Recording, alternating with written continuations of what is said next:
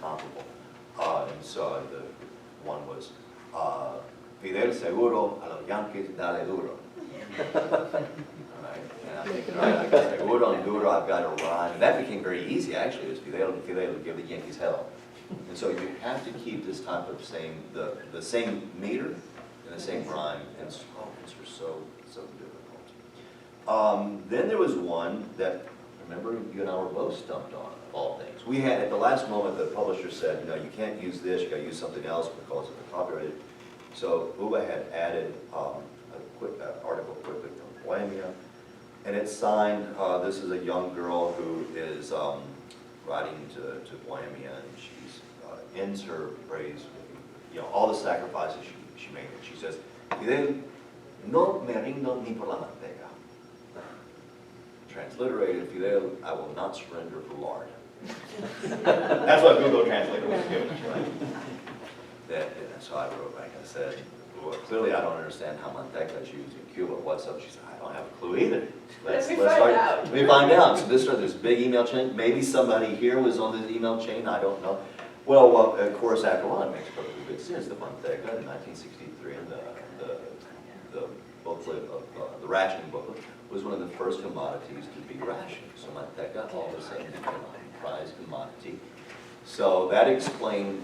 That's in the first box. Now the translator has to put that into this churning up box and comes over here. Well, then it becomes, okay, an item that is a prized commodity, that's an agricultural or a consumable.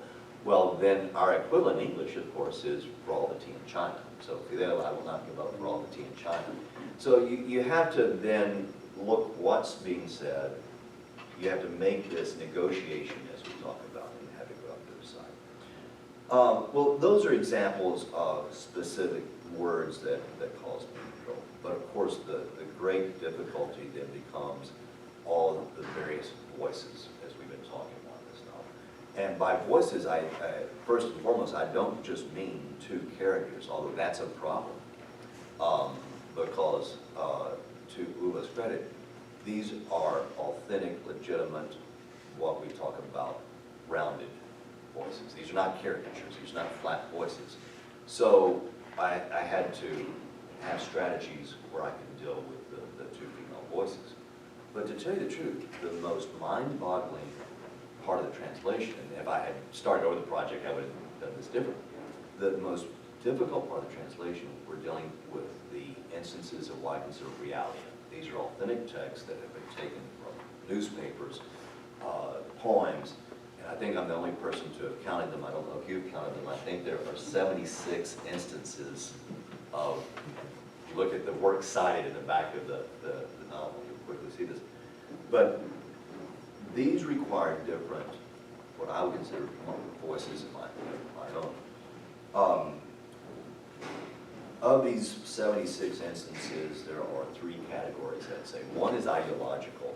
These are primarily speeches, let's just put it that way. Well, when you switch from a female voice to the next paragraph, you better go have a drink before you start that.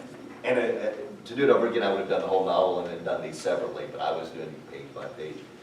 And Castro, he always has a cadence that I had to capture in English. He uses a lot of anaphora. If you know literary analysis, he always has this when we do this and and there's a cadence and an anaphora. He uses really, I don't mean this demeaning way, but if you've ever taken a class in rhetoric or public speaking, he hits everything you're supposed to have in those things. He just has this.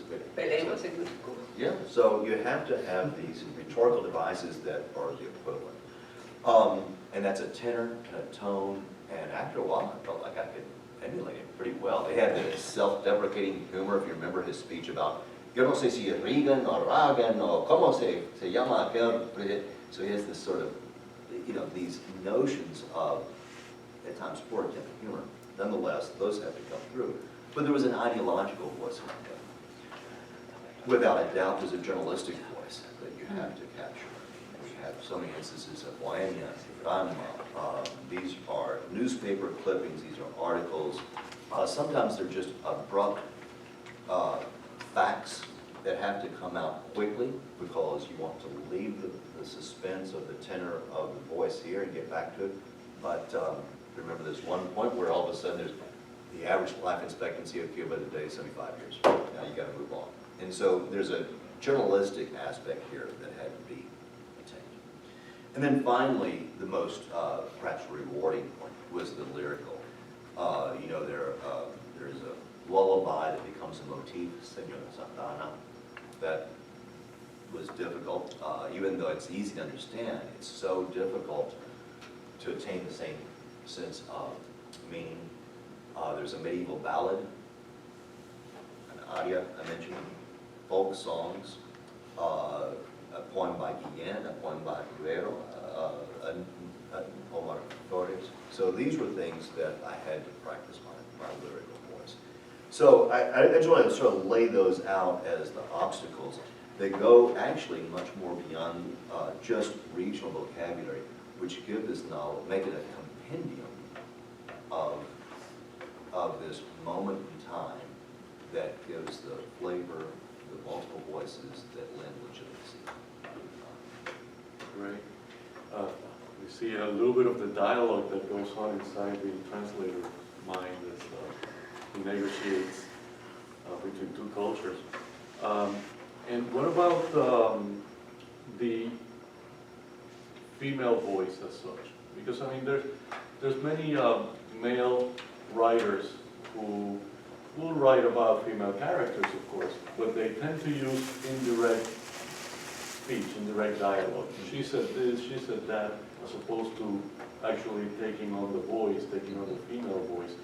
Did you find that challenging? I mean, being able to, say, have modern American women relate to Cuban women through the way that they were expressing themselves in the first person? It's a very complicated question because it's not just a snapshot of women at the moment, but what a woman would have sounded like in 1959, what a person like the grandmother sounds like today, what an 18-year-old girl. So there are many voices. I don't want to be sexist about it, just say there's a male voice and a female voice. That this becomes to Uba's credit. The women's voices are legitimate, and therefore, actually, that made my job easier by simply taking what she had put. And then, if this is the grandmother's voice, the grandmother, for example, at times is a very snappy woman. She gets in the last of those face. You know, that person's not dying of hunger. You know, she gets very snappy. So that was easier for me to do because the text itself was good. But your question is good in this sense.